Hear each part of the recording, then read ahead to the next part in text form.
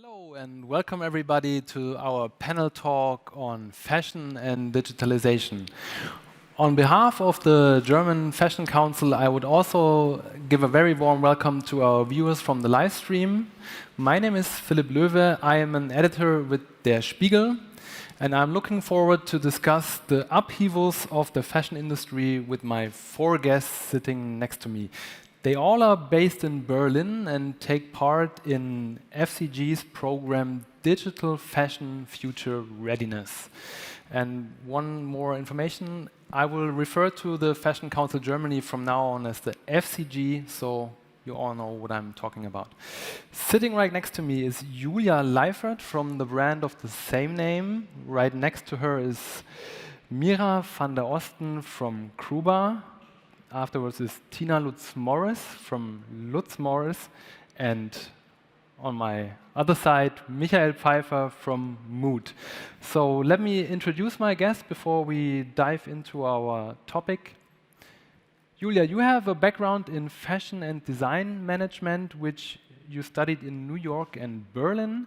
You founded your first label in 2014, and since 2015, you are an inherent part of Berlin Fashion Week. You describe your work as new luxury design made in Germany, and what I find very interesting, also have a profound understanding of sustainability and fair labor. Welcome, Julia Leifert. Mira van der Osten is founder and designer of the independent Berlin label CRUBA. The name is an abbreviation and stands for Create Resolutions Using Berlin Arguments. After completing her studies at Parsons School of Design in New York and Paris, Mira worked for different brands such as Issey Miyake, Tommy Hilfiger, and Donna Karan. Mira designs combines subtle interventions, intricate cuts, and an architectural approach. And when I asked her what digitalization means to her work, she told me that she and her team envision creating designs for virtual spheres, such, for example, online games, and also produce upon demand using 4D technology. What that means, we will hear from her later. Lutz Morris was trained in fashion and pattern making at Paris Esmod School, and afterwards worked for Issey Miyake and Calvin Klein. And after 24 years in New York and the founding of her first brand, Lutz and Patmos, Tina returned to Germany and launched Lutz Morris, a line of German-made luxury handbags. She says, the challenge is to find the right balance between digitalization and artisanship. Last not least, Pfeifer from MOOT. MOOT also is an abbreviation and stands for Made Out of Trash. The upcycling label produces solely from thrown-away textiles and also supports different social venues in Berlin. MOOT was founded by Michael and his best friend Niels, who does the design work. Michael is more into numbers. And they started in April 2020 during the first lockdown, so there was no alternative to digital first. And at the moment, they are evolving from pure digital to a combination of offline and online. As I said, Michael has a background in startups and fintechs and says, for MOOT, digital processes are a matter of course. So, Michael, what processes do you mean exactly? Can you give us some insights? Yeah, good question. So, first of all, thank you all for having us. As you just said, MOOT started in April 2020 with the first lockdown, so there was not really an alternative to starting online.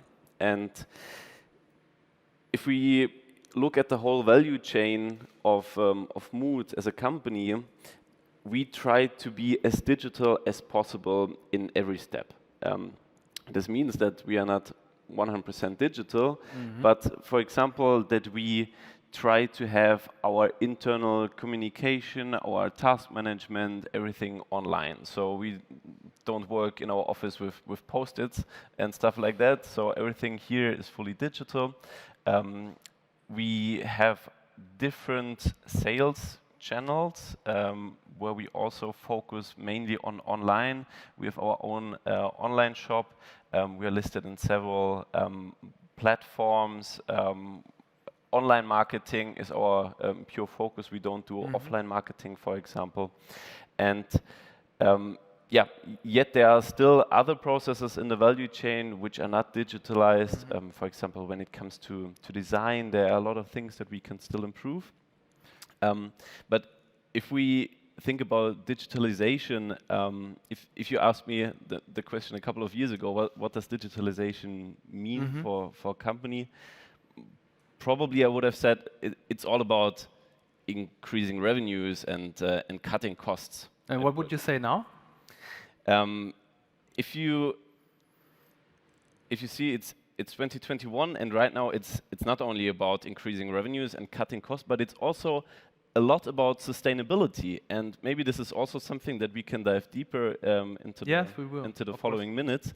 But I also believe that digitalization is a great mean to improve sustainability overall. And in the end, we don't do it for the sake of doing digitalization, but it's a mean, and I think this mean digitalization can be used for sustainability. What I was wondering, since you are working with thrown away textiles, how do you know in advance how many fabrics there will be available? And is this also on an online channel, or will you get a fax or something else and it says, okay, we have 200 kilos of this fabric, do you want it, or? So in the end, all the pieces that we produce are unique. Or so, for example, the T-shirt that I'm wearing is an old bed sheet. The trousers are old curtains. The jackets are old wool blankets. Wow, very nice curtains. Thanks. So everything is a unique piece. If you take one bed sheet, for example, just due to the size of the bed sheet, there's a maximum of 2 or 3 pieces that you can get out of that bed sheet. So to answer your question, no, we don't know exactly, or we don't know at all how our next products will look like. In the end, the size or the shape is the same, but the patterns are always different. Okay. Julia, what about you? Digitalization and fashion, what does it mean to you, and of course for your brand? To me, it means, the future of retail, the future of growing a brand, and of course, it's like we heard, it's the core of everything about sustainability. When I started the brand, or sustainability is the core of my brand. It's in everything what I do, and if you go, for example, to the design process, or to making a prototype, to pattern making, in the past, everything was, I would say, offline. You had to draw, you had to make a sample, and then you find out, okay, this is not the right fitting, or you want something different. Then you have to change the pattern and to sew it again. And in future, all of those processes can be done digital. And this is something where you can minimize waste and, of course, time, and be more productive. I just wanted to say, it sounds like a whole lot of work doing all those steps. So are you looking forward to the future where this will be all be done online and digital, or maybe will you look back and say, the old days weren't so bad at all? Oh, I think it's great, Okay. to be honest, because you can work with avatars, you can play around with fabrics, with texture, with whatever you have in mind. And it's when you're in this design process, usually you have an idea, and it takes a long time to get it into the piece you have in mind, and probably then it's too late to involve this idea what you had in mind, and so you can do it right away, see it on the computer, and then you have, for example, 2-3 ideas that doesn't work, and then you just make the fourth, and then yeah, it's great. Okay, so Mira, I just saw you nodding. So, what about you? Fashion and digitalization. Please tell us. How does it work? I was nodding to digitalization being great. Yeah, I think, Yeah, of course, we have viewers on a live stream. Yeah, it's a good thing, I guess. So, okay, please. No, overall, I think digitization gives us great opportunities, especially as independent brands. I think, number one, it gives us the chance to put our designs into a broad audience. On top of it, I think, I feel we're currently at a point of experiencing almost an industrialization in fashion, because if you look at the past, it was always a factory in our industry was just a room with sewing machines and people being able to sew and cut and iron. And I think right now we're developing machines that probably don't limit us as designers to 2 salvages. So we could, we can, I mean, I think we're almost there of not only knitting up garments, but weaving up garments. So 4-dimensional. Yeah, that's what you were saying by 4D design. Okay. Yeah, 4-dimensionally, meaning just versus the 3D printer, we can, because these finished garments will be moving, will be changing, so that's the 4th dimension. So I view it as a fantastic opportunity to really only produce what we need. So we don't need to overproduce, we don't have waste if we work like this. At the same time, I see a very high risk of this cutting out labor force out of the production and probably accelerating mass production to a degree we can only imagine today. So I see a big... Like a 2-bladed sword. Yeah, so a big danger of that happening. In the end, no one will be left who can buy the stuff. Okay. Tina, I found this very interesting, so let me repeat it again. You told me that when we spoke before, the challenge in your eyes is to find the right balance between digitalization and artisanship, and I guess this is what you were referring to too. So, do you manage it to handle everything, or are you struggling because the digital aspects are so time-consuming? It's a constant struggle because I feel like I kind of had 2 different lives. So my first line, Lutz and Patmos, was a big line, number-wise. What do you mean by big? Can well, you give I us some would numbers? say, like, we would, you know, production minimum would be 300 pieces per color, which we would meet very easily. We were a big team. We launched in New York in 2000, and the run of the line was 11 years. And so we didn't have any website. But we were very, I'm saying me and my business partner, we were very advanced in digitalization because the main core of our collection was knitting. And so we, you know, we're one of the first who started working in seamless knitting, programming Shima machines, working with Shima, just really working on no wastage knit processes. But we had no website because back then you didn't really have a website to sell on. So our main business Everything was started back then, yeah, okay. to sell wholesale. You know, like, you know, to the Barneys and, you know, the big department stores in the US, but also, you know, in, you know, all over the world. And when I arrived in Berlin in the meantime, I was also after, the line, my business partner, I separated. I was consulting for a lot of companies in New York, and one of them was, for example, trying to figure out 3D body scanning and seeing if you can make made-to-measure clothing, which didn't work at all, because it just, if you just even look around the room, how different everybody's body is shaped. Even if you scan a body and then, we try to make these custom-made jeans, it doesn't work because sometimes you want to buy a pair of pants that is like a size bigger because you want it a little slouchier, or maybe even 2 sizes bigger. So that part of digitalization didn't quite work for me. And then when I arrived in Berlin, I think it was almost like I wanted to do the opposite of what I did in New York. I did not want to work with big factories all over the world. I didn't want to make mass things. I really wanted to get back into that tactile work with material and work with artisans.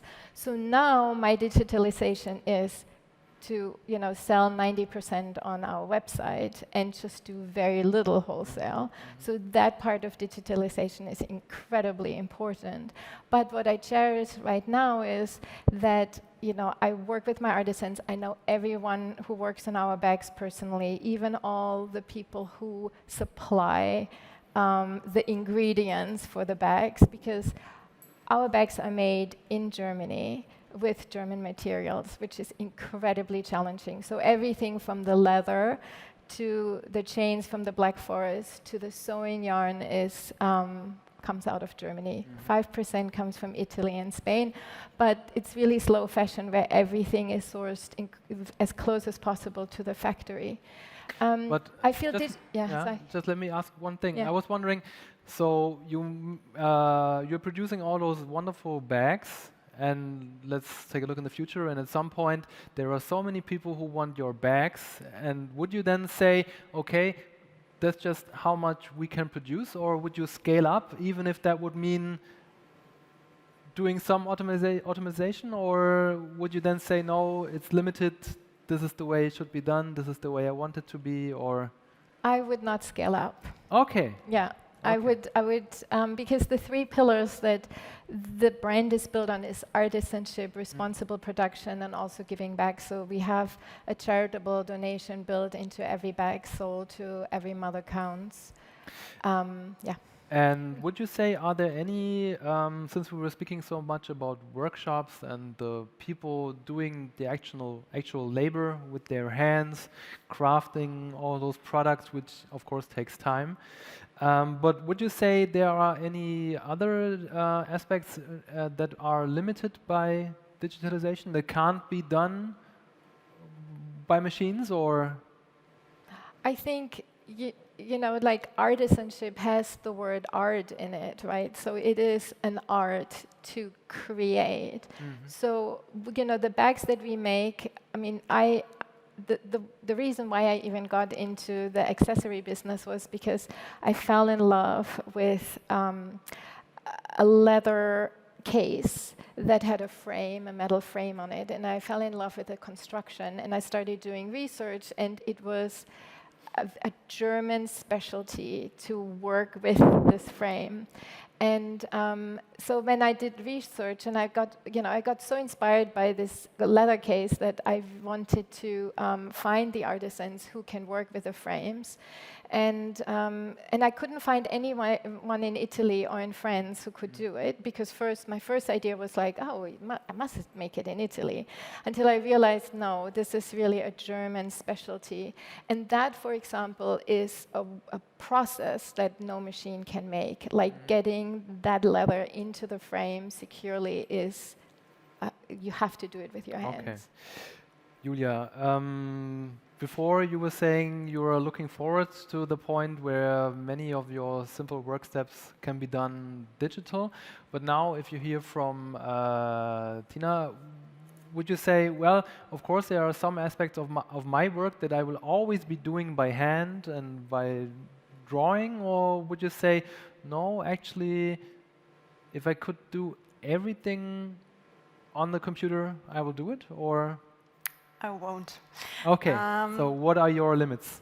I'm fascinated by fabrics.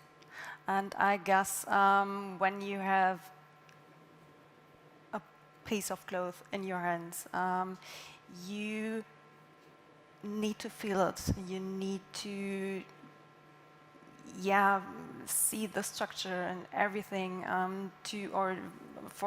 in the fabric to know what you will do with it. And of course, the customers will see and feel the difference. So I guess, for me, it can't be digitalized to have fabrics around and work with them. And of course, you have, like in couture, you have special sewing techniques and so there's like an emotional part patterns of that work, you The see passion and for feel the difference. So I guess this is something you can't digitalize. Okay.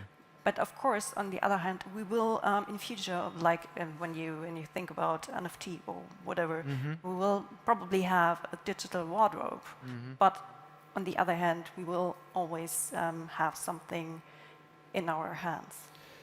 That brings me to Mira again, speaking about NFT non-fungible tokens.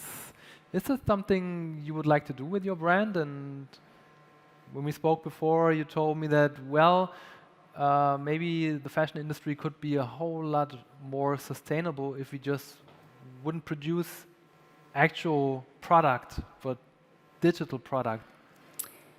Yes, I think we're at a time where we constantly remind ourselves that we don't need to throw out all these products into the market, and I think all designers are reflecting upon, how to produce less, how to really focus on craftsmanship and not overproduce all the time, don't create waste. And I think at the same time, there's this aspect of how we all run a business, and so it's a balance, like you were saying, to navigate between those two. And I think one aspect of digitization, which I think is not solved yet with the NFT, because the NFT is using too much energy. So as with the Bitcoin. Right now, with the blockchain technology using too much energy, I don't think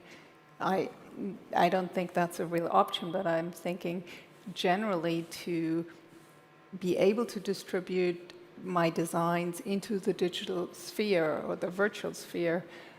For example, to be able to dress a character in a game or anything else that's only in the digital or virtual sphere, I find extremely exciting, and I think it's a great chance.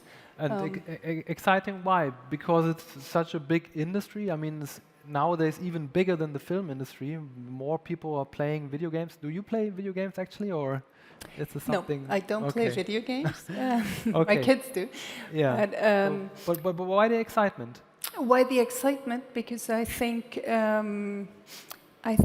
it solves a lot of problems right now. For example, I think number one, on many levels, you could get rid of a lot of logistics. I think if you can easily try on garments virtually, you don't have to order them all and send them back. So I think I understand that young customers probably want to, check out 5 evening gowns when they have an important occasion. So what they do right now, they order 5 evening gowns and send back 4 or all. Or maybe 5. Yeah,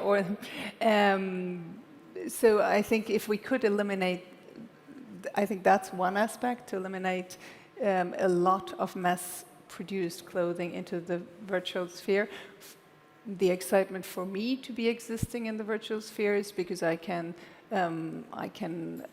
give my design, I can do storytelling, I can make them come alive and explain by a character that I dress in, let's say, I mean, I was just talking to someone from the gaming industry, and he was telling me that he is working on a game that is trying to make black and white French black and white movies interesting for the younger generation.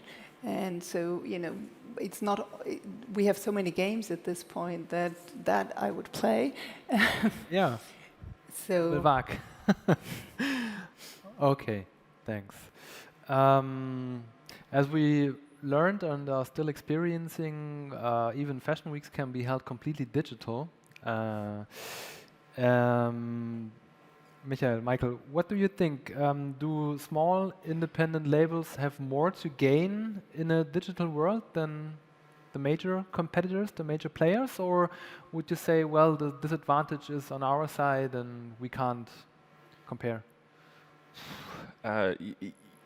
Yes and no. So I think with the with digitalization, there comes the advantage that from 1 second to the other, you can, at least theoretically, reach a huge customer base. So you can send your products to everyone in the world. You can advertise it to anyone out there. But also, digitalization is, of course, for established companies a good opportunity to promote their brand much more, to establish their brand.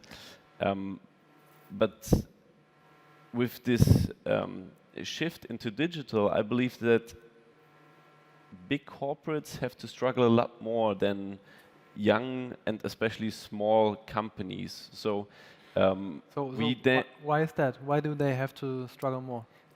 Simply because of their size. So if you want to, for example, get your team digital. I mean, you also need the people, right? To be on board, you need people to use the digital tools. So it's not solved with having thousands of different tools. You also need people to do that. So starting with the team, you can convince 5 to 10 people easier to use online tools than, I don't know, several thousand people. Then there's also the possibility for small companies to test and learn quickly, and maybe also to fail fast. So move fast and break things. Yeah. So I mean, if a small company fails fast, then okay, what happens?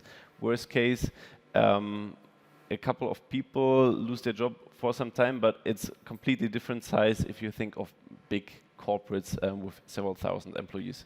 So there are pros and cons, but in the end, I think for small companies, for young companies, it is actually a good opportunity to gain from this momentum and to profit from digitalization.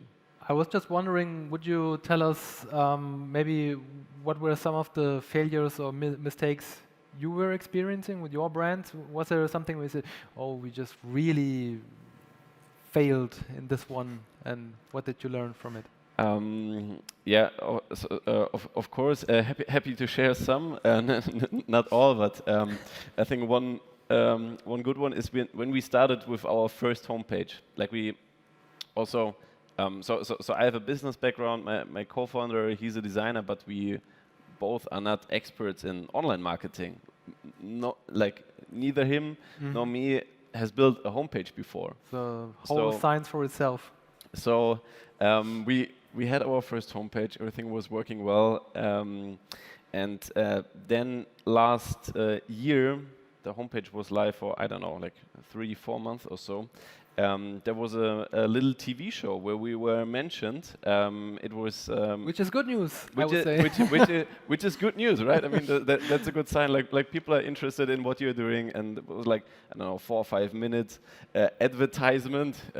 Of course, a report about our brand, and we were sitting at home and we were checking Google Analytics and seeing, okay, like the numbers increasing, more and more people are coming on our website, and then all of a sudden, numbers stopped and turned back to 0, and we're like, okay, What went wrong? What went wrong? What's the problem? And then we ourselves entered our website and saw, okay, the homepage is down.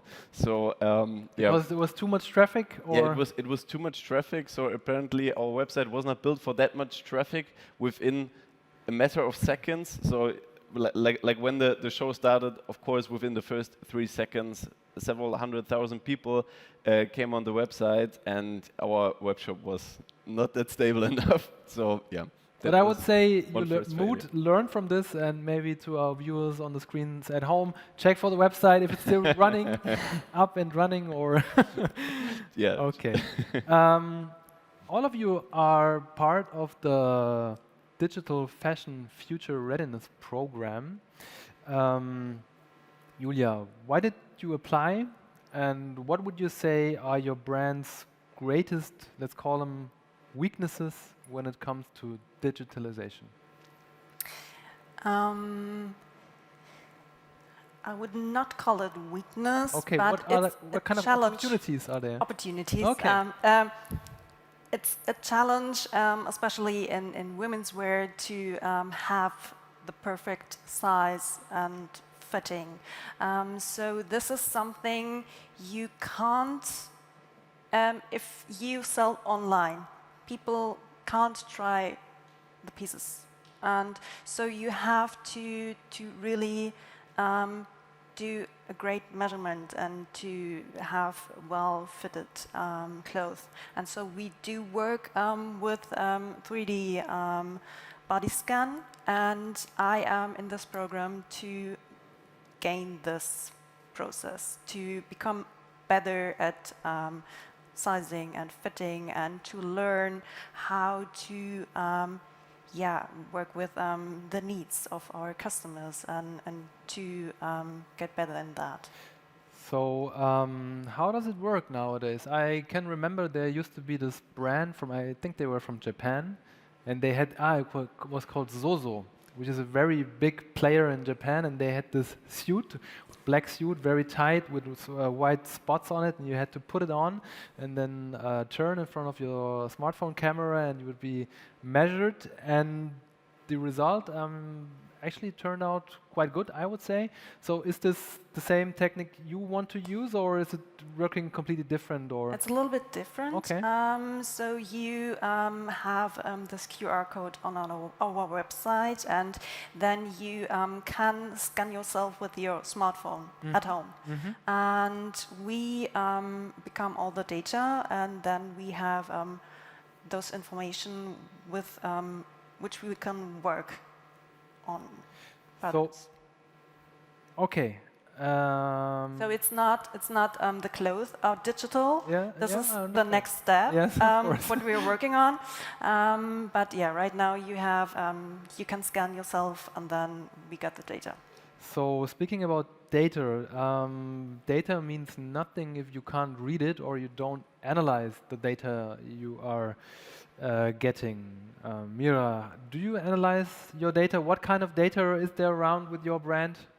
Is it just from the website, or do you buy industry reports? Or So true about being able to read the analysis of everything.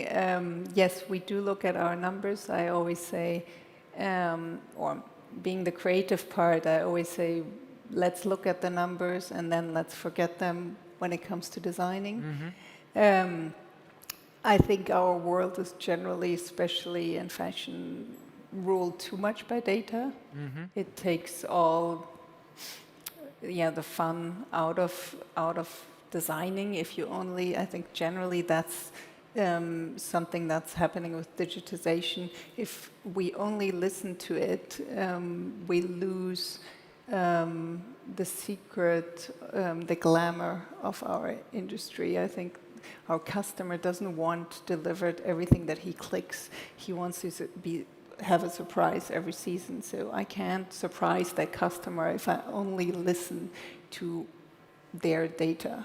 So generally my take is listen, and then when I design, forget about Get it. a piece of it. Okay. Well, and of A course, little bit. use it to understand who's interested in your brand, but don't make it rule how you necessarily design. Tina, you were speaking with so much passion about this frame, so I want to ask you too. Would you say that the data-driven design approach is threatening your creativity, or can it maybe both be combined and evolve into something even better, or? I think it's definitely important to listen to the data. Like, for example, we have one bag we can't keep in stock right now. It's constantly sold out. So it would not be smart to say, okay, we're not doing that bag next season. We would expand colors of the bag and then make an extension of the bag. Like, this one happens to be quite rigid. We'll make it soft. You have to listen to the data. But what I wanted to come back to is, because digitalization, for my business, what I'm really excited about, working with a fashion council is the digitalization that measures sustainability, that can measure your carbon footprint, that can improve your practices.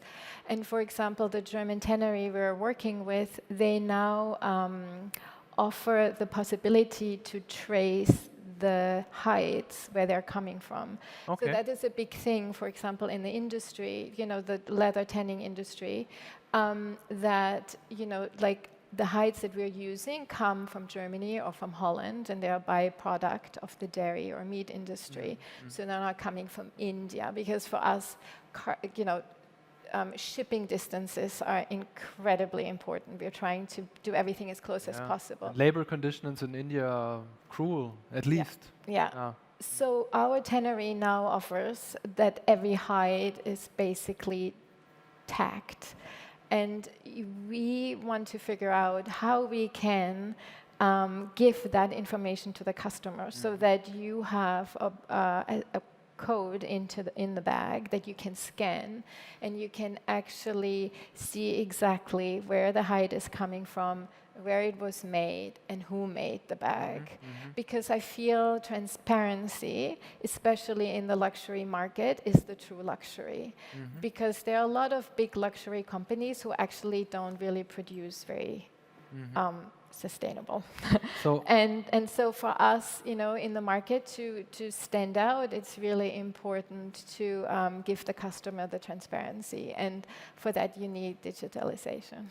that reminds me of your brand, Julia, and what's displayed on your website. You write also about the transparency and how you want to give your customers insights and how the way things are produced. And so, is this something you could imagine for your brand too, to make the whole process transparent from this is the people who've been working on it? And Yes, we are working with a small company, and this is going to be implemented into the website, that you can see where's the fabric from, where is it produced, with which thread, and if there are certifications and everything you need to know about. Yeah. Okay. I guess it's super important to, be true. since we've been speaking so much about listening and understanding what people want, I'm looking at the audience, and I was interested in if there would be any questions. So please, if someone has a question for the panel, now is the chance. Okay, doesn't matter at all. Yeah, I see a question over here. Can we have a microphone, maybe just a second? We need a microphone, and then we can listen. Okay, so thank you very much, Stefan. Hello, thank you. My name's Godfrey Deeney. I'm from Fashion Network in Paris. People always talk about all the positive things in digitalization. There must be something you've lost, though. Are there no negative elements to it? Is it all good? I'd love to know what you think has maybe lessened your creativity or maybe made you that bit more distant from ultimately from the consumer by everything being online? So would you, someone special, have answer your questions, or? Any. So very interesting question. Who would like to start? I mean, What's been lost? I think the negative thing about digitalization is that many times it is so expensive and so work intensive to implement it that it feels like you go 5 steps backwards before you go forward. So it's quite challenging for a small company. I also feel that digitalization was really exciting when it really started. You know, how big was the difference between an iPhone 4 and an iPhone 5? Right now, between a 11 and a 12, it's like, you know, it's kind of slowing. Yeah. But I think digitalization is not going this way. I feel like it's like a push and pull. And I feel also the younger generation is a lot more critical towards digitalization because now we know the negative aspects of it. You know that you can shut down power plants. You know that countries can interfere with each other's network. You mean cyber hacking and cyber attacks and cyber war. And that's not only the thing, but I consulted for a company and their website got cyber hacked, and they had to pay $500,000 to get the website back up and running. So there is a lot of negativity for digitalization. And I think, what I said about, the 5 steps back, I feel like for a lot of younger people, there's also that hesitance, like, do I really want to go 5 steps back? Because when does it really actually pay? When do I really go forward with this investment of time and money? And I feel there is a whole trend back to, really doing things more manually. But I think, in the end, digitalization is probably, this kind of a thing, because it has its positivities, but then I also feel like it also has its negativity. So digitalization is a bumpy road. It is, I think. What about you, Michael? Yeah, I agree that it's not a straight line. So there are some ups and smaller downs. But overall, I really see the advantages that come with it. So one point you mentioned is that we lose the proximity to the customer, which is true when it comes to someone entering a store and buying something.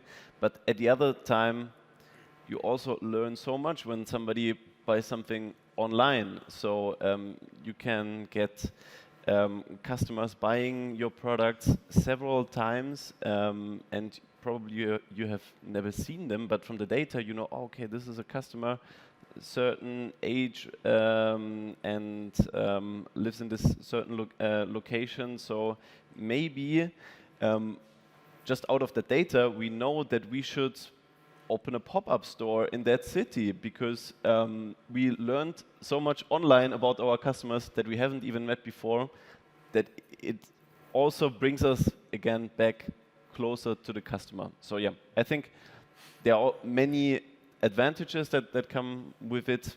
True, also some disadvantages. Cyber hacking, of course, that's a big thing. But yeah. So I think that you have to make sure that digitization doesn't take over. And I think, like you say, I'm very hopeful looking at the younger generation who makes very clear decisions on where you see an advantage for you and where it doesn't lead you or it's more work. So I think generally I'm hoping that for mid-size or independent brands in our industry, we can access it as a benefit. But of course, as I said before, I think big corporations might use digitization to continue really producing fast fashion. And that's, I think, in our industry, the absolute downside of digitization. So maybe it's just with every tool, it depends on how you use it, what are you trying to do with it, and I see. So looking at, okay, we have another question over there. So Hey. Would you please stand up and... Yeah. Patrick, hi. Hi. I just wanted to touch on your point about fast fashion because I worked briefly on a digital collection and I somehow thought that possibly it could bring some solutions to the problem of fast fashion, that we could offer digital clothing as a replacement of at some point in the future. But I'd love your thoughts on where like actual digital clothing would fit in your opinion, in the future. I was a little bit late, so sorry if you already covered it. I'm not sure I got your question about digitization fitting in. Yeah, I mean, are you just did you just want to say that you love the idea of digital clothes, or did you have an actual question?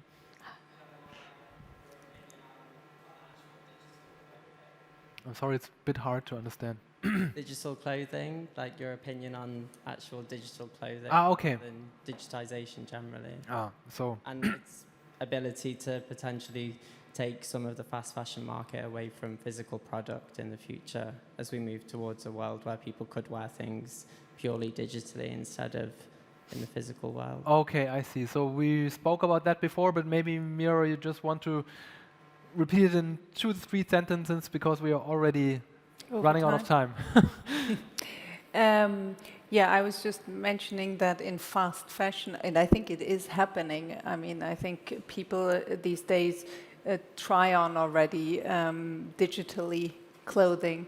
And for example, we have a lot of influencers who order a garment and send it across the world just to try it on for an hour, to take a image and then put it on their Instagram account. So if all of that can be placed into the digital world, I find that a really fantastic tool to stop and make this aspect of fast fashion more sustainable. Still, it would be very sad if your shirt would be online only. So our time is over. I'm very sorry. Thanks for joining us. There were Michael Pfeifer, Tina Lutz Morris, Mira van der Osten, and JULIA LEIFERT. Thank you so much. Thank you, Bye, Philipp. everybody.